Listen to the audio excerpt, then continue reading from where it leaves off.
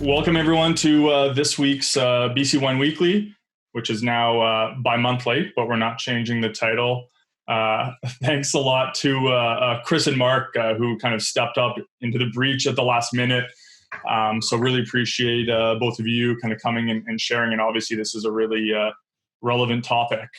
So just a quick note on our next two sessions. So again, we're going every 2 weeks right now. So on July 2nd, we're going to have Paul. On July 16th, we'll have Charlie. So you can kind of see Paul's going to be talking about obviously what's really in his wheelhouse, kind of private liquor stores and a bunch of the sales data, kind of some information there. And then Charlie on July 16th is going to share on his company does some really cool stuff where they're able to find competitor data.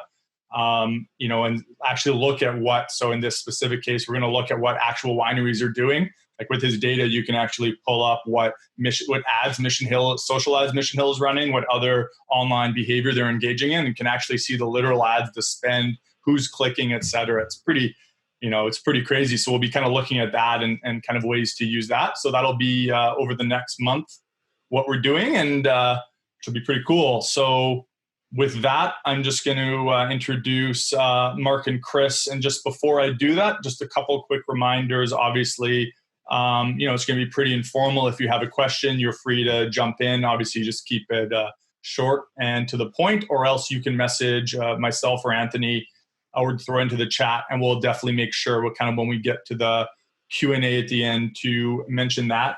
The one other comment I have as well is just a little bit of feedback we got is, if people want to leave their video on, you're certainly not obligated to. You don't have to, but I know people have said they like seeing everyone's face because they don't get to see everyone right now. So you certainly don't need to. You want to kind of be working on in the background or whatever. But if you're comfortable, I just recommend throwing that video on just so we can all see each other at least virtually. So with that, I'll introduce Mark and Chris. So a lot of you know Mark provides a lot of legal services through Vintage Law Group. You can find a lot more about that at winelaw.ca. I think Mark just threw up an article I just skimmed, and you're going to read more in depth kind of about some of these regulatory changes as well. You can find that on his website and, like I said, on LinkedIn. He's the co-chair of the Wine and Liquor Law Conference, which I'm sure I've attended. I'm sure a lot of you have as well, in the Vancouver International Wine Festival. And then he, as we see in 2017, was appointed onto the BC Technical Advisory Panel, which he chaired for a while and is still on and is making government recommendations and consulting and representing our industry. And so obviously he's going to be sharing about some of that. Chris, obviously everyone knows Chris as well. Chris's resume and accomplishments are kind of crazy. I really had to pare it down. I didn't know before this that actually Chris came up with the Serving It Right training program, or was one of the people that kind of marketed and created that, as well as a founding ED at the BC Wine Institute. She's received numerous awards, most recently the Founders Award from the OK Falls Wine Festival, and then a year later the Trailblazer Award from the BC chapter of Les Dames d'Escoffier. Hopefully I said that right. Obviously, she's the owner of OK Crush Pad, which does Haywire and Freeform and some other wines, always doing really cool stuff business-wise. And I think the funniest thing I saw in one of the comments, Chris, was that you're apparently the godmother of the BC wine industry. So I got a good chuckle out of that. So with that, what we're going to do is I'm going to hand it off to Mark. He's going to talk about the changes, kind of some implications, share his thoughts, and then Chris is obviously going to talk about it from the perspective of a winery, share her perspective, what she's thinking about. It's going to be informal. Again, please feel free if you have questions, and then we'll definitely have a more formal Q&A at the end as well, so you can save questions for that as well. So with that, Mark, I'll hand it off to you. Okay, thanks a lot for the introduction, Chris. Much appreciated. To start off with, I will just say that if you get bored with listening to what I'm saying, which is distinctly possible, I did put up an article, as Chris mentioned, just before this on my website, winelaw.ca, which actually contains quite a lot of the thoughts that I'm going to say. So that's there for reference. What I'm going to do quickly is just explain the recently announced change to hospitality pricing, and talk a little bit about why that, what the change is, why it was done, what the financial implications are for BC wineries, and then of course Chris is better qualified than I to really jump into the nitty-gritty on those latter points. So what happened exactly? The change in hospitality pricing is going to go into effect on July the 20th of this year.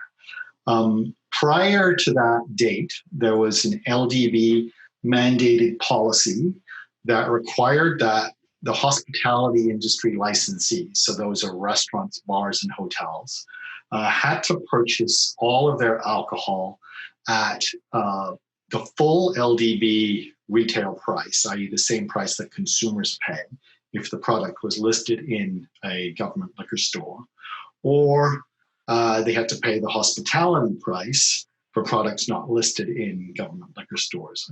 The hospitality price was either a price that the LDB determined, which was sort of equivalent to a retail price. They would just add a hospitality margin onto the normal registered wholesale price, or in order to come up with this hospitality price. And the distinction there, of course, is that the normal registered wholesale price is available to all the retailers throughout the province, but the hospitality industry did not qualify for that price. They had to pay either the full LDB retail price or the hospitality price. And the hospitality margin generally, industry estimates that it's about 20% higher than the registered wholesale price that would be offered to retailers. And there was only a couple of real exceptions to that policy. One of those, which is important, was that land-based wineries were permitted to set their own hospitality price. So if they wanted to, they could sell to hospitality customers at the same wholesale price that they offer to retailers. And then the only other exception to that, which is kind of causes a lot of confusion sometimes, is the fact that hospitality customers pay 10% less than the full retail price, including taxes, but that's only because they don't pay the PST. And that's because PST is collected in the final retail sale to the consumer.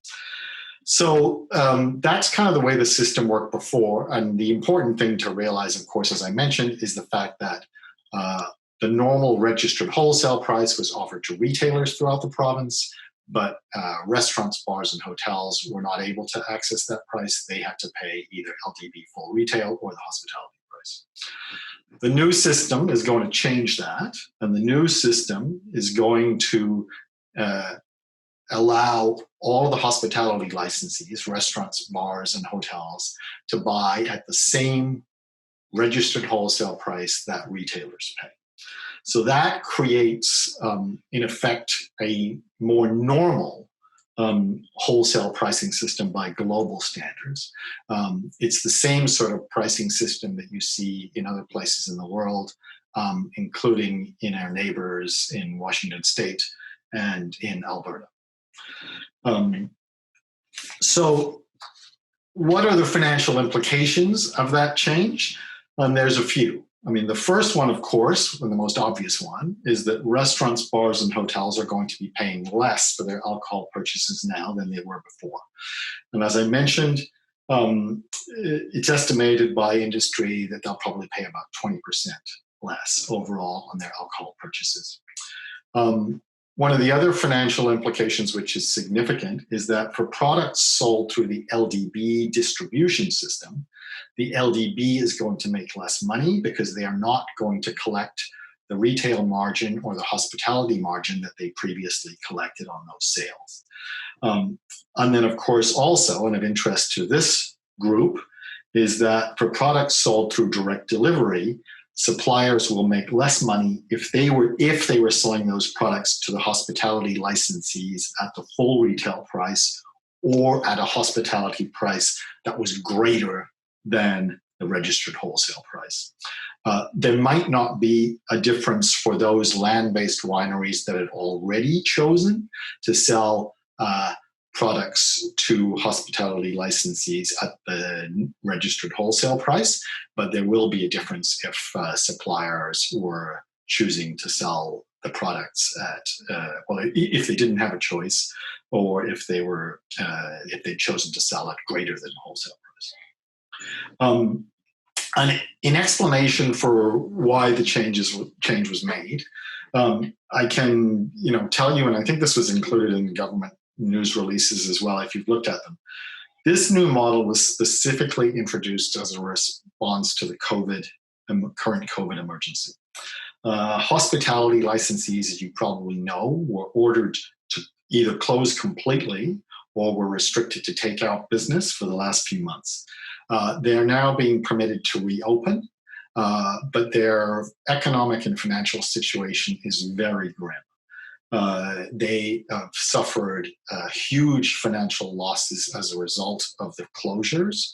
And even now in reopening, their business is significantly down from what it was before. Restaurants Canada, which is the national association that represents the restaurant industry, is predicting that the situation is so dire that about 50% of independent restaurants will likely declare bankruptcy in the next 3 months if they don't receive some help. The situation for bars is likely even worse than that. So it's a pretty grim situation in the hospitality distribution channel. So this new model is intended to provide that sector with vitally needed help. Unfortunately, as I mentioned, it is a dire situation. And if the sector does not receive help, much of those businesses are going to go bankrupt and they will not be there anymore to sell wine or restaurant meals at all. And that vital distribution channel for the industry will either be significantly reduced or some parts of it may disappear entirely. So that's kind of the point of the policy rationale and the reason why government made this change. And it is correct that some wineries will forego revenue as a result of the change. As noted, if wineries were previously selling to hospitality licensees at full retail price or at a hospitality price that was greater than registered wholesale, then they will make less money under the new system. However, my explanation is in terms of why, you should look at this with some sympathy, is that the change is necessary and absolutely desperately necessary to save the hospitality distribution channel from grave short-term damage and to preserve it so that wineries can keep selling wine in this channel in the future. Obviously, if there's no restaurant industry and there's no, a significantly reduced hotels and bars, that's not good for the industry at all.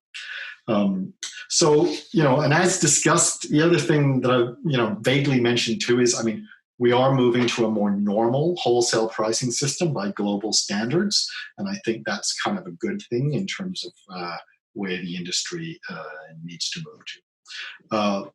One of the things that, and I'm going to turn it over to Chris in a second here, but I think that wineries will have to look at this as a change in the economics of their business model, particularly if a winery sold a lot of wine through the hospitality distribution channel. There will be less revenue coming in those circumstances that I mentioned. And if a winery is affected by those changes, they may have to recalibrate their wholesale pricing strategy. If the winery is able to absorb that loss in revenue, I think that should be looked at as an investment to help save that distribution channel and the restaurant industry in the province. If the winery is not able to absorb that loss in revenue, then I think wineries may need to look at your wholesale pricing across the board. The one thing that I would mention, which I think is important on that particular point, is that the deadline for wholesale pricing changes for I think it's called period 5. The LDB has these periods. The deadline for doing that is actually tomorrow. So I know that's not great for me to tell you that, but at least I'm telling you today that if you do need to make changes to your wholesale pricing, you need to do it by tomorrow. Anyway, so I'm just going to stop for now and turn it over to Chris, and maybe Chris can comment a little bit on the implications for wineries and finances.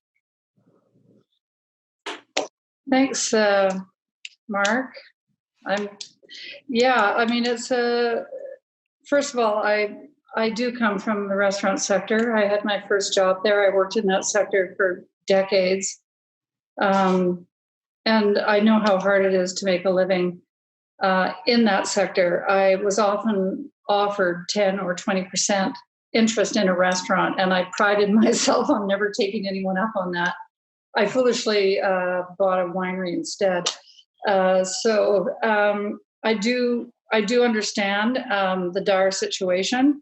I know the impact that this is going to have on small and medium producers. Small and medium wineries are not profitable already. The current model that we have in place, I believe it came into effect on, was it April 1st, 2015? Yeah. Yeah, and so even when that came into effect, we already cut margins off because we had to adjust at the time. And I remember thinking, oh, we're making less money now. Really? And yes, we were. So when we changed to that model back in 2015, we took a hit. So we all adjusted from that. Most of us who are doing a lot of business in hospitality, we never did take that 20% hit or increase from wholesale to hospitality. In my business's case, it's around 10%. And in many cases, we have double SKUs. And so if we have a volume account, we effectively give them wholesale already.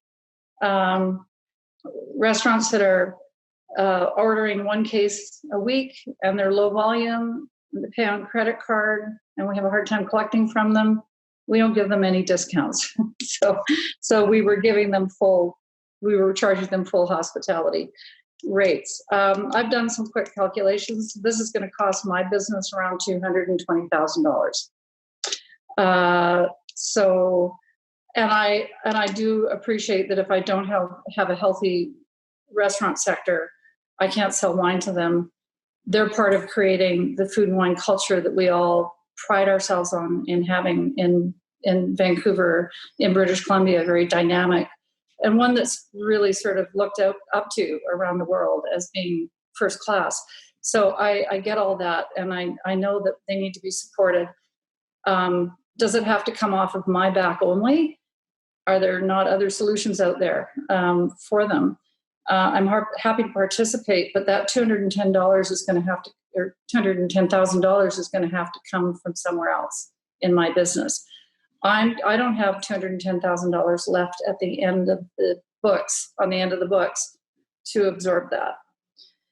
So that's up to me to figure out how to, and I really can't stand this word anymore, pivot. I'm going to use the word shift. It's really an annoying word. I'll use the word shift instead, but it's up to me to make that shift. So I have to be innovative. I've got to change my channel strategy. I have to look at more profitable direct-to-consumer strategies, move more of my business there, rely less on the restaurant sector, not because I don't want my wines on their wine list. I do. I take a lot of pride in that, but I'm realistic in knowing that they're going to need certain things in order for them to stay alive in the short term. Mark suggested that we are going to have to adjust our wholesale prices. Our LRS customers are watching those wholesale prices very closely. If we're going to be adjusting our wholesale prices, we're going to be adjusting them down, not up, in the short term. We've already done that. We've got people saying, hey, what have you got in the $9.99 range? Well, those of you who make VQA wine own land, and in our case, we farm organically. We don't have anything in the $9.99 range. So, that's what people are looking for. The consumer is looking for a deal right now. I think we've conditioned them into this environment of handouts in the short term. So they want something free. They want something cheap. Our LRS partners are looking for that so they can satisfy consumers. A lot of people are on a budget right now, and they're looking for low-end products. And so there will be pressure on prices all the way across. So there's no room to move prices up the way I see it. I'm going to have to get smart about what I do in my own business. That means looking at my staff load. That means looking at the way I farm. Maybe I'm not going to be ripping out that Pinot Gris and planting Syrah for the next 2 or 3 years. Maybe the sheep are going to have to go on a diet. Maybe those trips to London are going to get cut back. But, there's going to be some adjustments that are going to be made. I know I'll make those adjustments. I know I'll get through this. But I am very worried that a lot of the smaller wineries that have really been stretched over the last 5 years are not going to make it. We've had bad years with tourism due to floods and fire. Alberta went through a little phase of not loving us and not coming. Their economy is not great. So we've got wineries that have really had a lot of pressure put on them the last 3 or 4 years for various reasons. We had a bad crop year last year, so people who were farming had crop failures, had to go out and buy. Prices were there was a crunch on pricing. Pricing was out of this world. People were paying $4,500 for grapes a ton. So it's been a perfect storm, really, for us. I think there's going to have to be a lot of thought given to how people shift when they in the coming months and in the coming year. I think this is going to last for a long time. I hope that the liquor board does something to help us out. I hope that government does something to help us out. I hope we have a strong tourism year this year and people come to wine country. I think they can't go to the States, so maybe they'll stay local. I hope all of that happens for us this year, so that we can direct some of those restaurant sales to other channels in the short term while our restaurant partners recover. So, yeah, it's not going to be easy. I fully get why it was done. But, I've heard some people say, well, the food producers or the food suppliers and chains weren't asked to give a 10% discount to the restaurants. Our landlords kept stepping up with discounts, our other suppliers to the restaurant industry, our staff taking a 10% cut in pay. Those are some of the comments I'm hearing. Of course, it's easy to adjust liquor prices because those are controlled by government, and government can make that change. Getting other partners to come to the table to help the restaurant sector survive is more challenging because it's not regulated. Yeah, I mean, those are good points, all of them. And I think, the major policy reason, as I mentioned, was the fact that the restaurant sector is in such dire straits right now that government felt that it definitely needed to help them. And as I said, I mean, the situation is terribly grim right now. Yeah. The average margin for a restaurant, profit margin for a restaurant is 4%. And if you're being forced to reopen at, significantly reduced capacity and you've still got the same overhead costs, you're very badly underwater, even during the recovery period. So, the issue really, I think, for restaurants is they desperately need that help. It's been a long-standing ask. and they've wanted a global type wholesale pricing system for decades. And that was something that had been a request from the restaurant industry for a long, long time. So I think government felt, this is the time to give them that help and to give them that ask. But you're absolutely right, and I totally understand. It is going to require some adjustment, particularly for smaller producers that are in those economic situations that we discussed.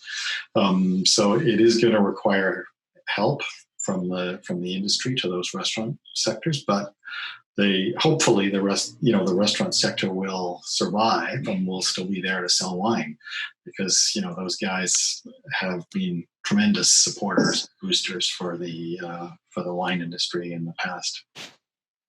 Well, it's not just wine we're talking about. We're talking about beer, and all beverages that supply to the restaurant sector have been impacted by this. All manufacturers. And so all of them, every craft brewery, every little distillery along the way is going to be making these adjustments. So it'll be interesting to see if government comes forward with any innovative ideas that can help the manufacturing sector. I haven't seen anything yet. So we'll see if our representatives on the BTAP can come forward with something that works. I've got a few ideas myself on things that I would love to see. I think it would be really great if the liquor board, for example, did a refresh in their VQA sections and just took the 15 lowest selling products out of there that have been in there for decades, and did a tender and put 15 new products in there from 15 different suppliers and freshened things up in there. Even if I was one of them, great, I'd be happy. If I wasn't, I'd be happy for the industry, and I'd be happy for consumers that can walk into liquor stores and see something different on the shelves. I think the VQA section is looking pretty tired. I think there's other ways that they can help us. We've asked for direct-to-consumer shipping from registered storage lockers. That would take my shipping costs down from $20 a case or $22 a case to $6 or $7, depending on how quickly I needed to get it to a consumer. So that would help me immensely. I think there's other things that we can do as an industry too. We can probably get together and look at co-op warehousing and delivery. There's things that we probably can do to be smarter about shaving our costs in terms of how we do business. And there's a group of people that are already looking at that, working with the Okanagan College on a model. And what about allowing us to add on local products to grocery home delivery, like Spud and Home Fresh? I just had a delivery of food arrive yesterday. Why not allow us to have a bottle of wine in those grocery deliveries? So, I think there's all sorts of things that we could be given that would allow us another channel and another outlet that would help us as a sector that would go direct to consumer.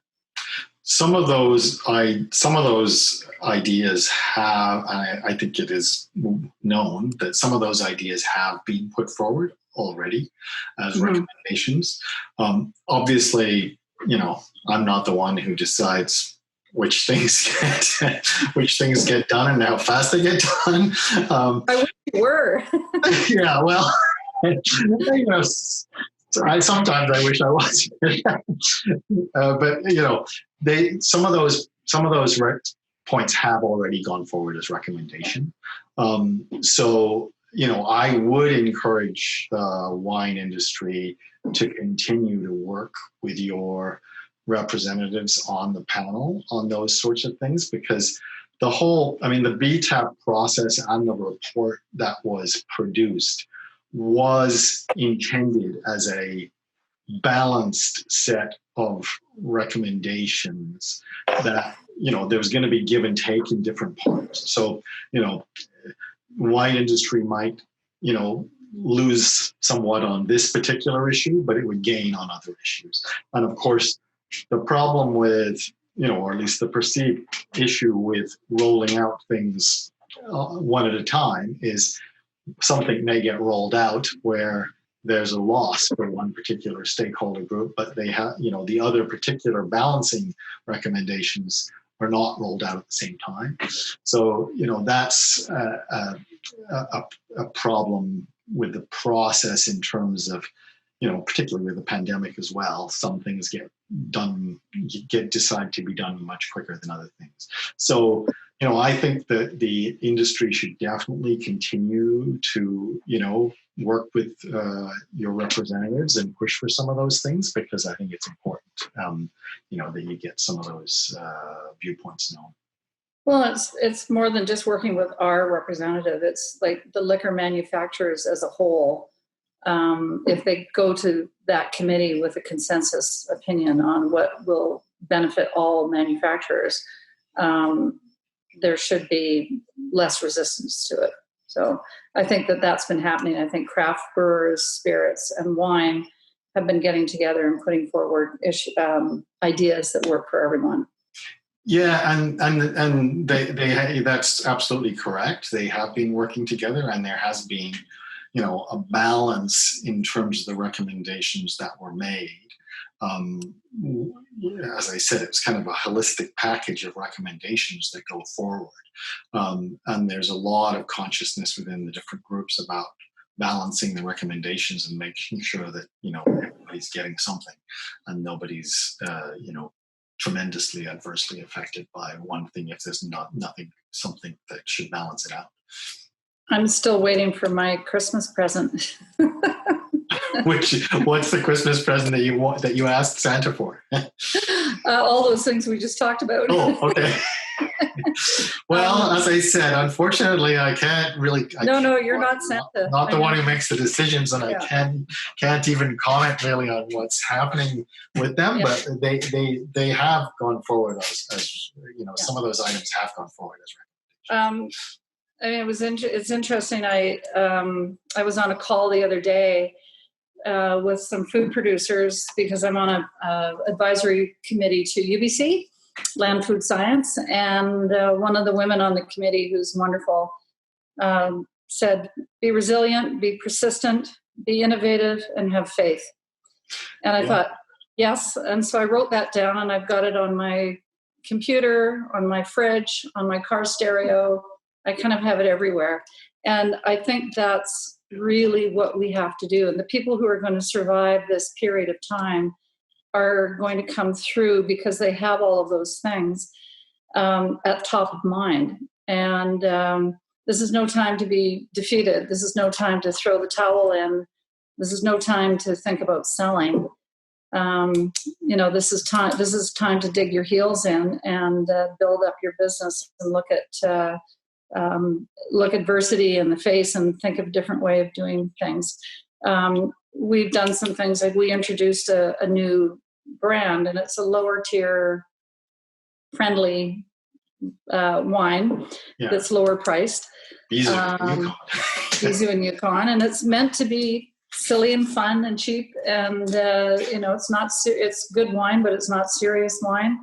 We are also introducing 1.5 liter bags. They're not in boxes, they're just in bags, and they're lower packaging costs. We're going to fill them with the wine that we had allocated for kegs for restaurants. And those will go directly to consumers, and we're calling it Bizu and Yukon Weekend Wine, so they can come and pick it up. We have some retailers that we've got set up to distribute it to. We're trying to shift and do all of those things. We're talking to some of the restaurants that are doing to go to see if we can do those weekend wines for them, because they can still do to go. So maybe they've got consumers that want to come in and pick up those to go bags from some of the tapped wine that we've made for them. So I think there's all those like you have to just shift your business and think of all those things and implement all those things as quickly as you can. Some of them will be successful, some of them won't. But if you don't try them, if you just stay with your old model of what you were doing in 2019, it's not going to work. Yeah, I think those are very wise words of advice, and particularly, or be resilient, be persistent, have faith. I think that applies, tremendously, and particularly when dealing with government. Yeah. So that's what I have to say, and it's been a challenging time for sure. But you know what? We're healthy. I know people who aren't, and what more can we ask for? And I can't believe I'm the godmother of the industry. I'm not that old. Come on. I think it's definitely a term of endearment. Okay, so maybe, because I thought that was Trudy Heiss. So, yeah.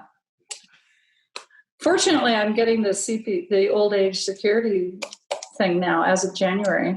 Really? Yeah. Yeah. So that's great. I get those little checks coming in every month now. They're awesome. Well, I would not have thought you qualified for that. I'll get a BC Ferries discount too. That'll probably cover the wholesale pricing changes for you, right? That's your on my own consumption. Yeah. I'm my best customer. One comment we just had here from Bob Ferguson he was saying the same level of support could have come from the government through an SST rebate where it wouldn't have to have been shouldered by the wineries. Well, I can't really respond to government finance decisions. Government. All levels of government are spending a lot of money at the moment. I honestly don't. There's always choices that governments can make with respect to finances, and I'm certainly not involved in those decisions. It's interesting. I have a prediction because the liquor board it's an insatiable beast for revenue. This is going to cost them a lot of money. I bet you anything on March 31st of 2021, this hospitality pricing is not coming back. Because let's face it, it's a layer of bureaucracy and annoyance. They have to calculate all this stuff, and it's annoying. But I wouldn't doubt that wholesale pricing doesn't go up across the board.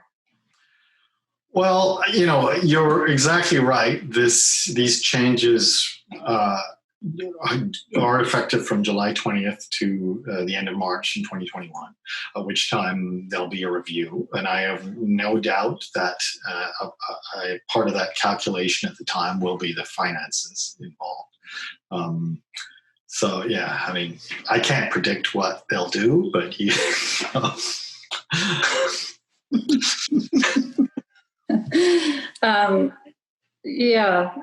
The other thing I should note is that we put the new pricing model into effect yesterday, and let all our customers know that. Yeah. So you did adjust things. Yeah. Yeah. Yeah.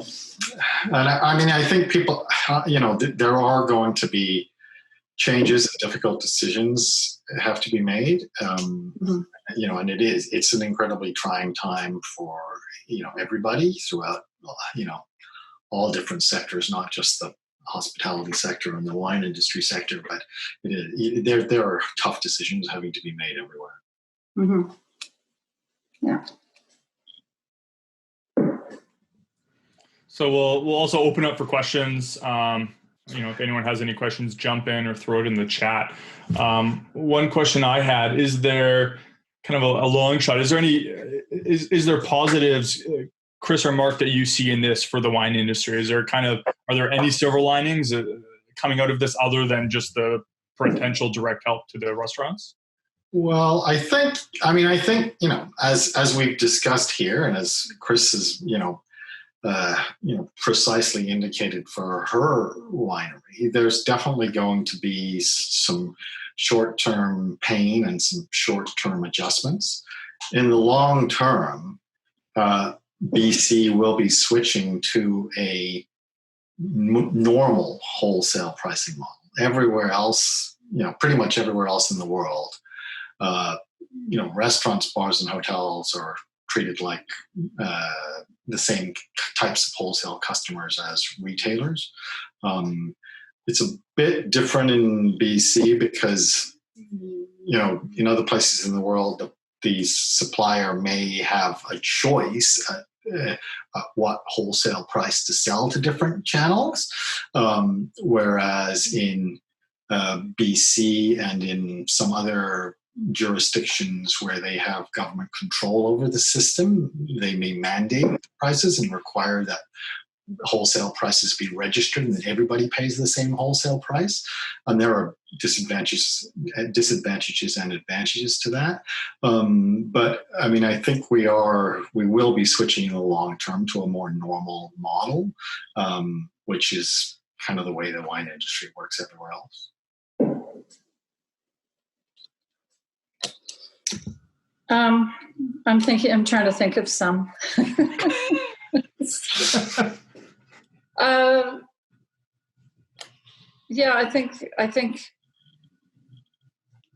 I don't even want to say that, maybe this will force more consolidation.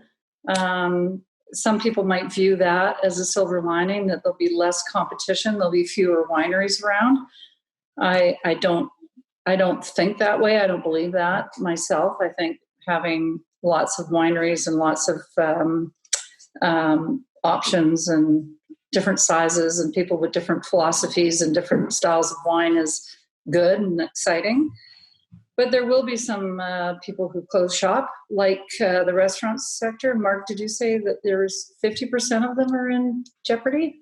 The Restaurants Canada did a survey of their members. Yeah. They are expecting 50% of independent restaurants to close in the next 3 months. Yeah. Okay. I would suggest that probably 30%, if not more, of the wineries are in dire straits. I would say that. If you look at the sales data, yeah. Yeah, and that's a message also that should be relayed to government, because when, media reports and the sales numbers from the LDB are showing, healthy alcohol sales, right? So the general perception is that liquor retailers and liquor manufacturers are doing okay. But the problem with that, of course, is that it doesn't provide any kind of segmented analysis of who's doing okay and in what areas they're doing okay. And as I think, Chris, you already pointed out, there's been a movement down in the marketplace. People are buying lower priced products. So right. I think, any data that the wine industry can provide, which provides, more information about which sectors are doing better and which parts of the industry are not doing so well, would probably be very valuable. Yeah, very good point. We need to demonstrate that. You're seeing some wineries right now that are really slashing the prices on their top end wines significantly. And, anyone that's in that really, really high end price tier at this point is going to be really challenged. Not only because a lot of people aren't buying in that price band, but I think there's a lot of people that haven't been affected at all by this. The vast majority of my friends are really smart. They've retired. They've got all their assets nicely tucked away. And this hasn't impacted them one bit. But it's also not socially acceptable right now to be running around flaunting wealth and luxury. So a lot of people are they're buying down, they're not buying clothes, not getting a new car. They're not doing all of those things, even though they can still afford it. So buying at the top end of any segment of consumer goods is just something people aren't doing. So, and I think that's going to stay for a while. Yeah, I agree with you. I mean, I also have some friends who have also done the same thing and retired, and I'm quite upset about that because I did not make such smart decisions. but I think you're right. Like the sort of general consumer perceptions of cutting back and not spending as much, that on its own can have a significant effect throughout the marketplace, and particularly for higher priced wine products.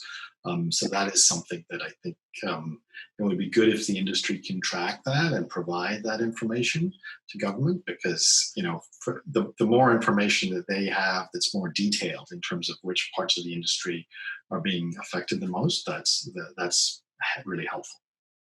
Yeah, because I mean, any of the producers on the Zoom here will tell you that there's no room for us in the lower price bands with the cost of labor, land, the cost of goods, buying grapes. As I said earlier, those $4,500 tons last year. Add all that up, and we cannot be selling wine down in the $12, $13, $14 range. We need to be in the $25 range. And up, and people are not. What people have been buying is down in that $12 range. Yeah, very much so. Yeah, I mean, we that's certainly been a topic of discussion.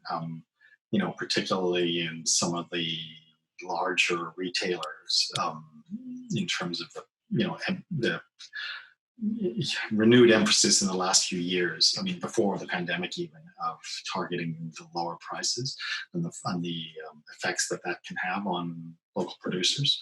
So I think and then that was another recommendation that was made in the report, was that there should be better support in government stores for local production.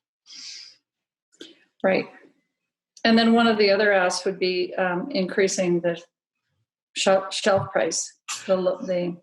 Yeah, and that's also that recommendation was also made. And when was the last time that was done?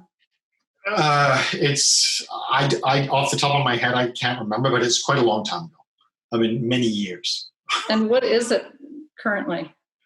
I don't remember off the top of my head, but it's incredibly low. For wine, it's really low. I think it works. I don't remember off the top of my head, but it's really, really low. Like way lower than any BC producer would be able to produce a product. Right. Yeah. So right there, I mean, that could be something that they could do. Yeah. Yeah. Yeah. As I said, that recommendation was made as well. So that is has been made. So, this is the same question I kind of asked you before, Mark. But then, where does that pressure come from? Like, if we're talking, like Chris is talking about this, these wineries that are struggling. The differences obviously between aggregate sales data and then the specific wineries. Is that just the BCWI gathering and putting pressure and doing that advocacy? Is there something we can do? Is there something other people or other groups need to step up and communicate? Like how do we provide more pressure other than you just magically fixing everything with BC Tap? Well, the BTAP, the representative member from the wine industry on the BTAP panel is BCWI. So it's Miles, and he attends the meetings. So in terms of the BTAP process, that is the way to channel and provide information. Not to say that you can't do other things as well. I mean, you can the industry can contact your local MLAs. If people in government, you're certainly free to contact people independently of the BTAP process, but the BTAP process, the route to go would be through BCWI. The challenge with us contacting government directly is it really only works if we have some sort of unified message, and that we're not making different asks that compete against what the Wine Institute's asking for and what our other sectors are asking for. It really helps if we're all aligned in what we're asking for, and then go to our local representatives and people we know in government. Maybe what we need from the Wine Institute is some talking points, so that when we do go to our local reps, we're all asking for the same thing. Well, yeah, I mean, that's absolutely correct advice, particularly with respect to government. Government likes to hear unified voices and consensus messages. If they receive conflicting messages or conflicting asks, they tend to do nothing. So absolutely, that's correct. And I think that, the recommendations that have been put forward, which, are publicly, available, I think it's important for, if industry supports those, that would be helpful. Could I ask a question? Sure. I have actually a couple of questions, but I am curious whether you or anybody has looked at the relative impact of this move to wholesale pricing for BC wine versus international. And what I'm thinking about is the hospitality margin that's required by the LDB on listed wines, and the preponderance of international wines in terms of LDB listings, whereas a lot of BC wines, of course, don't have LDB listings, and therefore the percentage drop from, let's say, some land-based wineries' hospitality price down to wholesale is actually a smaller percentage drop than what I think would be typically like a 23% drop from an LDB listed wine. And so I'm concerned that the move that we're all faced with, beyond the financial impact that we've already been discussing, also is giving a greater relative advantage to international wines. I am, the LDB would certainly have the information that you're referring to in terms of the differentials. There were widespread. I mean, one of the real problems with the whole hospitality pricing model that drove the restaurants, bars, and hotels crazy was that the hospitality margins that were placed onto wines by the LDB, so for any international products or for domestic product that was distributed through the LDB, were wildly inconsistent. And there was not really any clarity as to what the, what the margin or the end retail price was going to be. So, I mean, the LDB would obviously have that information because they control that. And they also know what the registered wholesale prices are for BC wines, and you have to file Doc 60s when you make licensee sales. So the LDB would have all of that information. I can't really comment on how much analysis was paid to that. I mean, they certainly would have the information, and I suspect there would have been some analysis made on that. But I can't really comment on what the exact numbers are. Yeah, I don't have those numbers either, but in conversations I've had since this announcement with agencies representing large portfolios of international wines, their anecdotal feedback is that this is a plus for importers and for international wineries in our market on a relative basis. Yeah, I mean, you're correct. I just don't know whether that's correct or not. It might be, it may be. I just don't know. Yeah, you're correct, Michael. It's because, like I said earlier, like in our case, we've lowered our hospitality price was between 12 and 15%, and the imports were, who knows, but let's say 20, 22. So now they're going to go down by that amount, where mine is going down. So I have to make that explanation that I was already giving them a better price all along. I think this is where we will find out how much local wine means to some people. And it'll mean a lot to the restaurant industry if it means a lot to consumers. And consumers go onto a list and pull, pick a BC wine over import wine. So, but it will make them look much more attractive than they have been. Yeah, definitely. You and I are in the same boat on that for sure. If I may, I have one other question to ask either of you or both of you. And I realize there's probably no way you can give a firm answer on this, but I'm just asking you to speculate. So we've talked about the financial hit that all of us will face because of this, but the mitigating factor, and Chris has alluded to this, is that a lot of BC wineries weren't not necessarily selling at retail, or even maybe what they consider their hospitality price to be. Just like the multiple SKU strategy, there are lots of different ways of providing support to restaurants, particularly for restaurants that can provide volume sales, let's say by the glass listings, that kind of thing.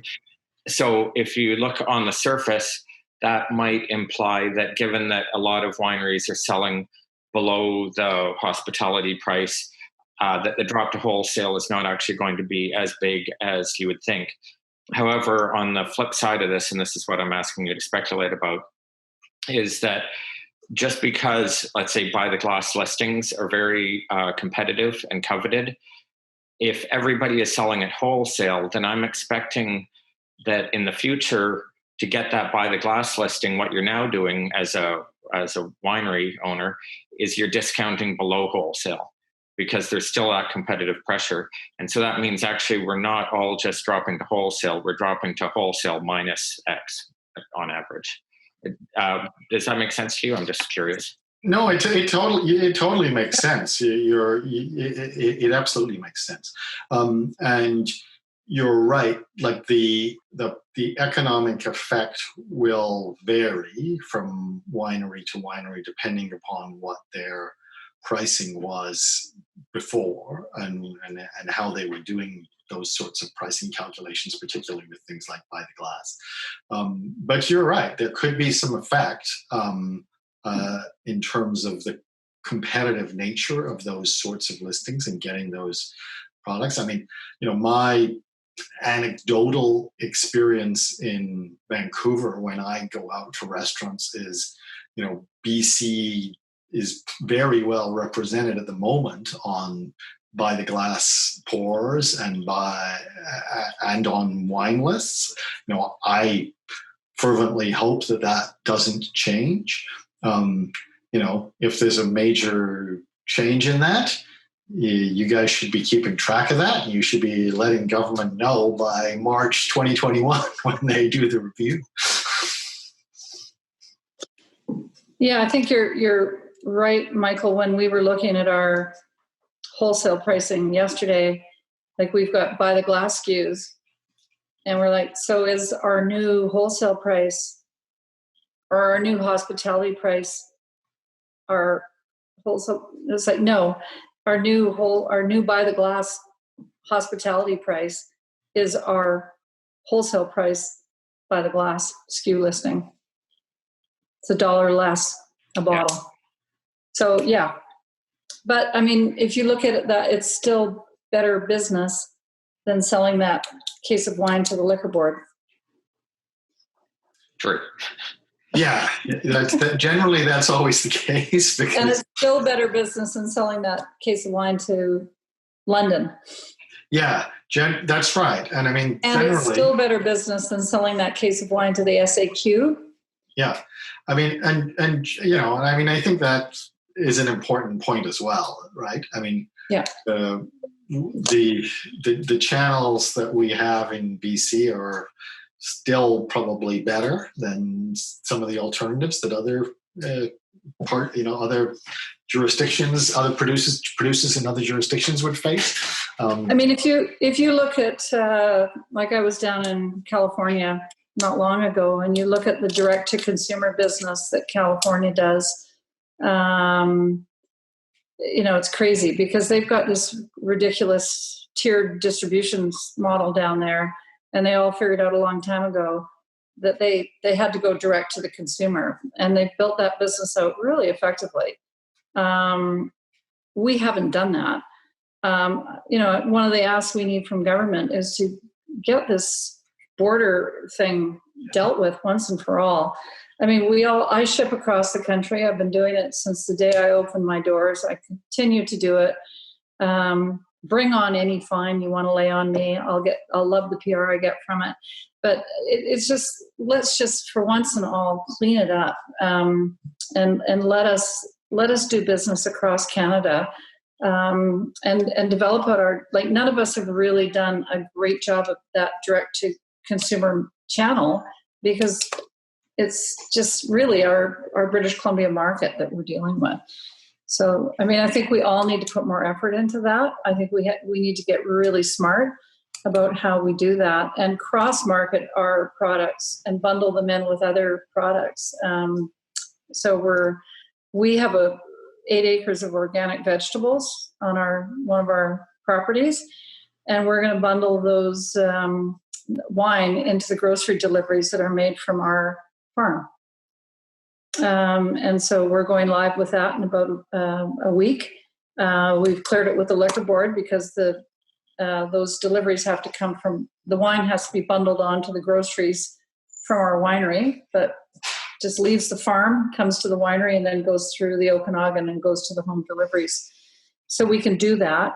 But, we haven't spent a lot of energy on that channel because we didn't need to, but now we are. That's, I think, as an industry, we need to start bundling in and doing that type of thing. More profitable direct to consumer channels. Yeah, I particularly agree with Chris's comments on DTC. The profitability and the success of that channel in the US, the fact that they can reach over 90% of the US national market, and that we're still severely constricted in Canada, I think is really it's a national shame that they haven't fixed that yet. And I think it's absolutely absurd that the interprovincial trade restrictions have persisted for this long and haven't been fixed. I mean, it's just ridiculous that somebody in Toronto can't order can't legally order a case of wine from British Columbia. It's absurd. Yeah. We're about at our time limit here, but if there is, I definitely want leave a little bit of room if there are any other questions or comments to get those in now, or else we'll leave a few minutes for people to do that. If not, we'll just wrap up. So yeah, if you have any questions, final questions, comments, now's your chance. Hi, Chris. It's Laura from the BC Wine Institute here. Thanks so much, you guys, for this dialogue and this conversation. This is great, and congratulations, Chris, on getting these two panelists in such a short period of time here. I have noticed, obviously, a lot of questions as far as what kind of recommendations are being put forward to the BTAP committee and government, and a lot of recommendations coming from this group. Tomorrow, the BC Wine Institute is hosting a webinar where Miles, who is the BC wine industry representative on the BTAP committee, will be discussing these impacts and where recommendations are at with government at the moment and what's being put forward to government. So this is exactly the kind of input that Miles will be opening the floor up to for industry to discuss. I'll include right now a link to register for the webinar in the comments section, but really just encourage everyone on this call here today to join into that discussion. It's at 1:00 tomorrow, and provide some of this feedback so we can ensure that we are going to government with a unified voice and representing all of these recommendations and input. It's all relevant and needs to get it to government. So this is one opportunity, another opportunity to open up the floor and discuss these kinds of things. Yeah, Laura, thanks. I mean, that was great that you kind of added that there, because that sort of just wraps up all the things that I was saying earlier about go to Miles. Well, yeah, the way to go through BTAP is you go talk to Miles. Well, and I think it's really important that, like what Mark said, we have to talk to government with a single ask or a unified ask, because when we start contradicting one another, it's super easy to do zero for us. Do That's nothing. Right. Just getting everyone on the same page, Chris, you're right. It's really difficult, I know, Laura, but I mean, it's important. And maybe what we come away with is an ask list that we can all sort of take to our local government people, that we, local people that we know in the provincial government, people that we know in the federal government, because there's issues that we need to solve in various municipalities and jurisdictions that are going to help us. Laura, is that open to non-BCWI members? It certainly can be. It's not just for BCWI members. So, I mean, if there's someone on this, there are people on this call that are not, you're more than welcome to join in to the conversation, of course. Yeah. And I think what we'll do too is we'll send out to our newsletter here as well. We'll send out maybe just a quick update with that link after this call, just so make sure everyone gets that, because I think that's very important. Excellent. Thank you. Yeah, I would just add to that. I mean, I've sort of said it already, but I think that having a unified voice and making it known to government through, BCWI and BTAP and any other communications to government, if you can all focus on a small number of things that you want right now, and probably they've already been made as recommendations by the panel through BTAP. But if you can kind of focus on the things that you think you want to be done the soonest, and the things that you think would be the sort of balancing act things that you need in order to help you compensate for the effects of this one, I think it's really important to do that right now. Mm-hmm. And what we'll do as well is when I send out kind of the full newsletter on Monday, I think after that I'll send out what we've done. I think it might have been with our first one with you, Mark, is we put a list of all the MLAs and MPs and everything that were kind of in the various districts. So everyone had that contact information. We'll include that again, obviously with the caveat that, encouraging, kind of speaking with a unified voice and making sure there's kind of one message being shared, but we'll get that out as well. Any other, just before we wrap up, last chance, any questions or comments?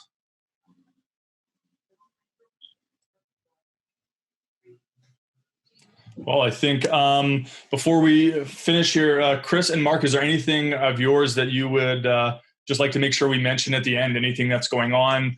Chris, any new wine releases, anything like that you'd like to mention before we close out? No, just that we're actually opening full-time on June 20th. So anyone that's in the neighborhood, drop by. Love to see everyone. We have a new format. We're doing table service and flight boards. So we're bringing wine to people on flight boards. so that we're not back and forth with wine to the table.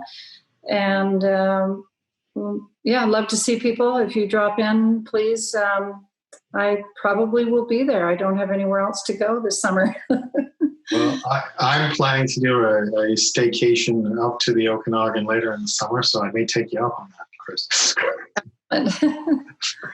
Yeah, well, and Anthony and I are both up there next week for our respective work as well. So maybe we'll have to pop by and say hi. Okay, that's great. Again, thank you so much to Chris and Mark for stepping up at the last minute. I think that was hugely valuable. This was really interesting. So again, thank you to the two of you. Thank you everyone for joining. We'll send out a link. The webinar is in the chat right now, but we'll also send out an email probably this evening with a link to that just to make sure everyone gets it. And then our regular newsletter will go out on Monday with kind of some more info. So again, thank you everyone. Have a great weekend. All right. Thanks a lot. Bye, everyone. Bye-bye.